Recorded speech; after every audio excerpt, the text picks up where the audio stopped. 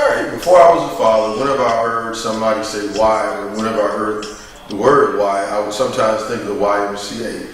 But now I know that there are going to be a lot of questions with why. Like, why did your hair fall out after I was born? Or why isn't Mama older than you when she was born in February and you were born in June? And why did you stop growing when you were 10? Before I was a father, I never thought that I could beat up a 6-year-old. But now that I have a 6-year-old little girl, I can get down on my knees to any little boy that want to come after, and I can get on his level, now that I'm a father. Before I was a father, the thing that I remember the most is that I could just, go wherever I wanted to, just hang out and, just have the fun side of life, before the children came along. And the thing that I really remember is nobody called me dad. Nobody called me daddy. Nobody called me father. I was just a son. I was just a brother. I was a friend. I was a cousin. But I really enjoyed life as a father.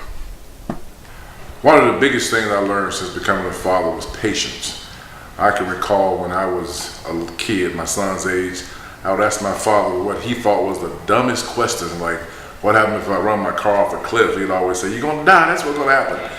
I learned that my son is exactly like me. I do some of the same thing. I did some of the same thing he did, and I can understand now. I also learned to play video games and do a lot of things on his level. But I also learned that I used to have a good memory. What was the question you asked me again? Since I've been a father, God been teaching me to be more about my family than myself. And another thing, he been teaching me to be patient with my children and be a listen. Because a lot of times we don't want to listen to our children, but our children need somebody that discuss decision with themselves. Well, since becoming a father, God has taught me I can lean to the left for my son.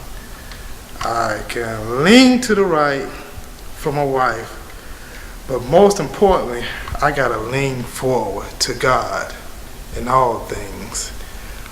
He has really taught me how to pray, have a lot of prayer since becoming a father, to have faith and to trust in Him. Well, since becoming a father, God has taught me more so than anything to be involved with my children. I learned that from my father, who was very involved in most of the things that I was a part of, even to the point of sometimes me not, wishing he was not so involved. But I come to realize that everything that he was a part of, that I was a part of, that he was involved in, I needed. And I find myself doing the same things now as I'm raising children. So he was a very godly man, gave me godly principles, and I've taken that over to the children that I raise now. I learned from my fatherhood how to be a daddy, because my father was there in the house with me as a young man growing up.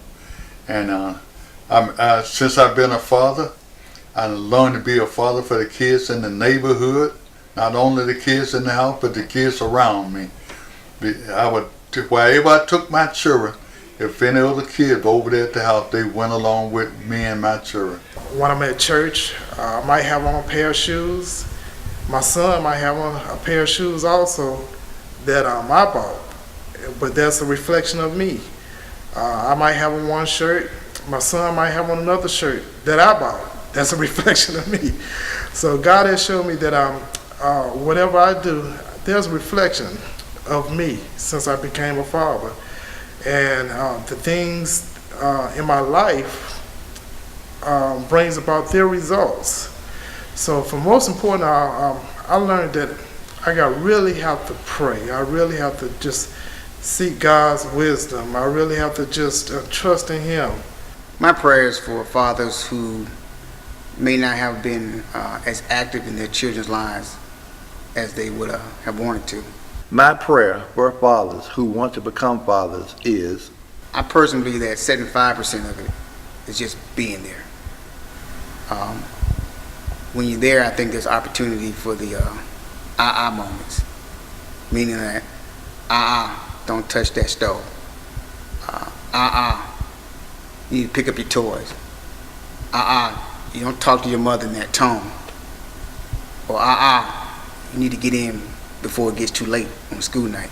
I will ask them to read 1 Corinthians chapter 13, verses 1 through 8, which is God is describing what love is all about.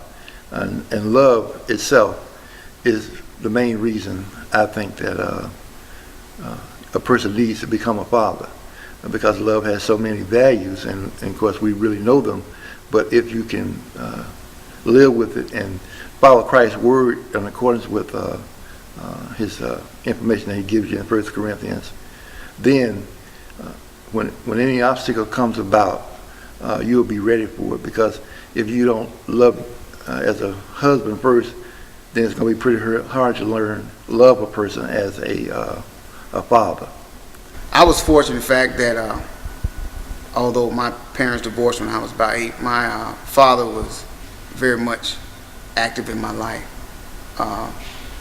But I was also fortunate to have uncles and coaches and other men who took ownership of me, and they invested in my life as well. And because of that, it nurtured me, or it mentored me to be the same for kids who are not just my biological children, but children the Lord has, for whatever reason, placed in my life. Just in the same way in which other men took ownership of me, it's been a blessing to me to take ownership of other children, not taken away from their natural fathers or their principal fathers, but honoring that role of fatherhood, just like other men did for me. Daddy loves you. Daddy loves you. Woo! Just the two of us. You and I. For the rest of your life. That's a really good song. How much am I getting paid for this, Dad?